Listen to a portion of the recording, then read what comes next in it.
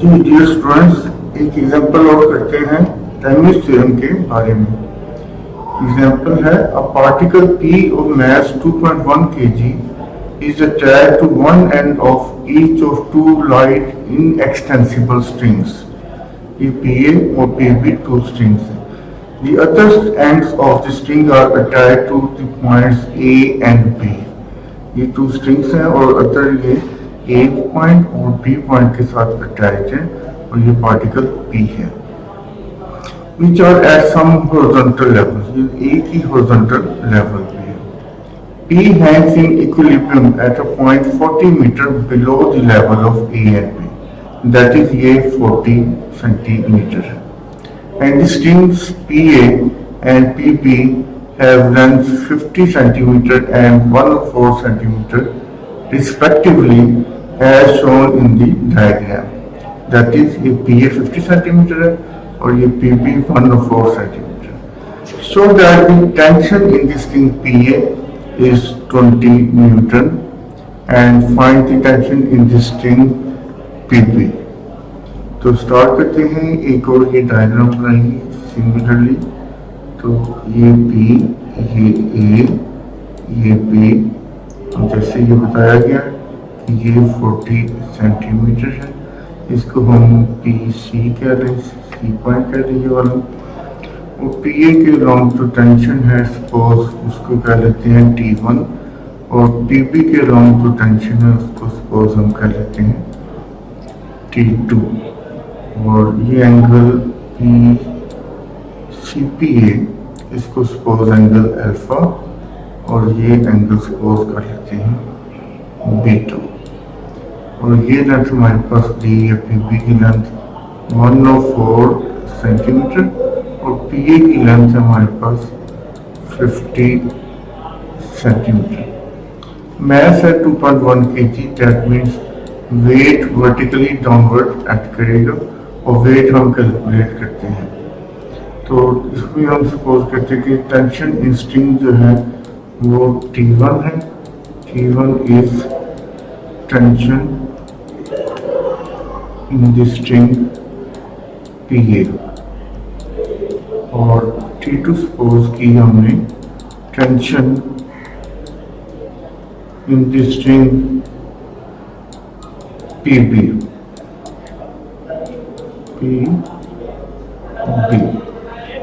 Okay. Mass 2.1 kg है, mass 2.1 kg।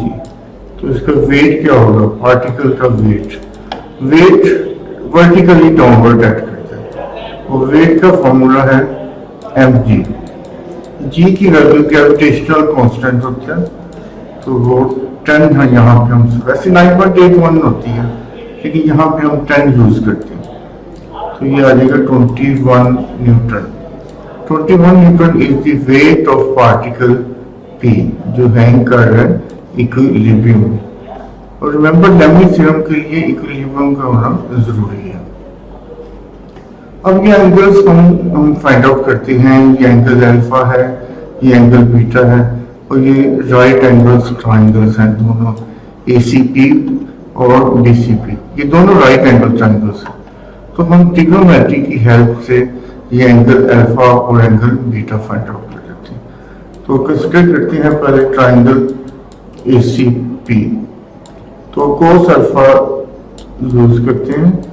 Cos alpha adjacent यानी कि PC over PA, PC over PA। PC की length हमारे पास है 40 और PA की लेंथ है 50। तो cos alpha equal to 40 over 50।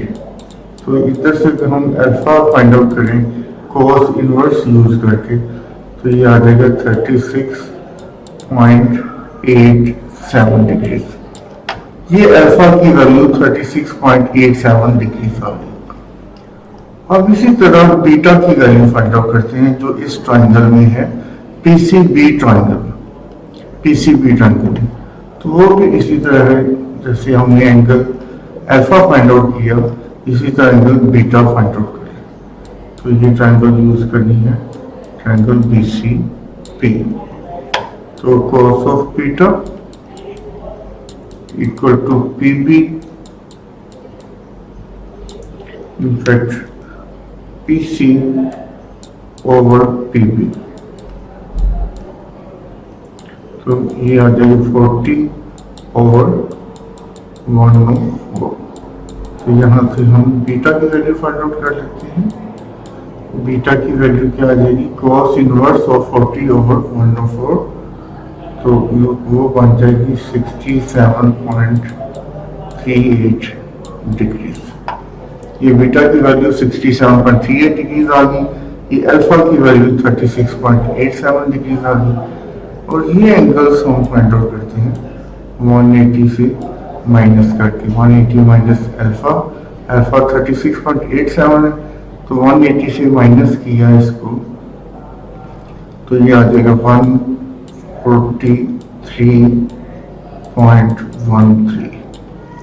इसी तरह ये एंगल जो भी स्ट्रेट लाइन है और ये एंगल बनाएगा 180 माइनस बीटा, तो 180 में से 67.38 माइनस कर देते हैं, तो वो आ जाएगा 112.62 डिग्री। 180 माइनस 67.38, तो कैलकुलेटर से यूज करें, इससे आ जाएगा 112.62 डिग्री। तो ये हमारे पास सारे एंगल्स आ गए। अब हम देखते हैं कि यहाँ पे कौन कौन सी फोर्सेस लग रही है। एक फोर्स लग रही है T1, एक फोर्स लग रही है T2 और एक फोर्स लग रही है W। W वर्टिकली डाउनवर्ड अट कर रहा है, T1 इस डायरेक्शन में है और T2 इस डायरेक्शन में, और सारी फोर्सेस के ऑपोजिट एंगल भी हमने फाइंड आउट कर लिए यहाँ पे ये ट्रिग्नोमेट्री यूज करके। T1 के ऑपोजिट एंगल है 112.62 डिग्रीज, T2 के ऑपोजिट है 143.13 डिग्रीज, और W के ऑपोजिट है alpha plus beta degrees, alpha plus beta degrees. तो लैमीज थ्योरम हम यहाँ पे अप्लाई कर देते हैं, और 67.38 प्लस 36.87 ये भी हम कैलकुलेट कर लेते हैं कि अल्फा प्लस बीटा ये कितना हो जाता है। 36.87 degrees plus 67.38 degrees equal to 104.25 degrees।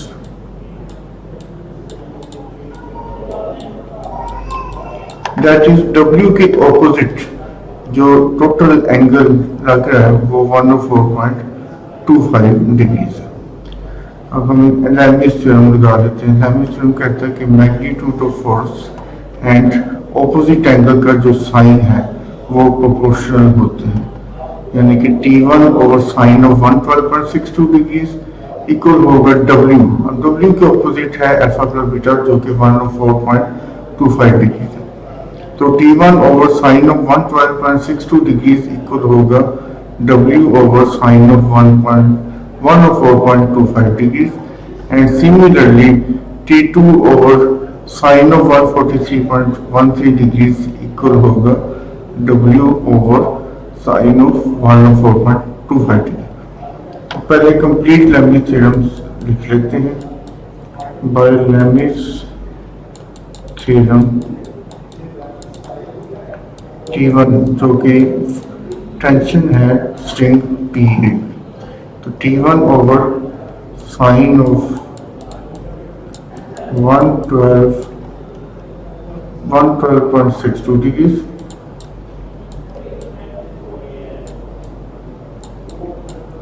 Equal होगी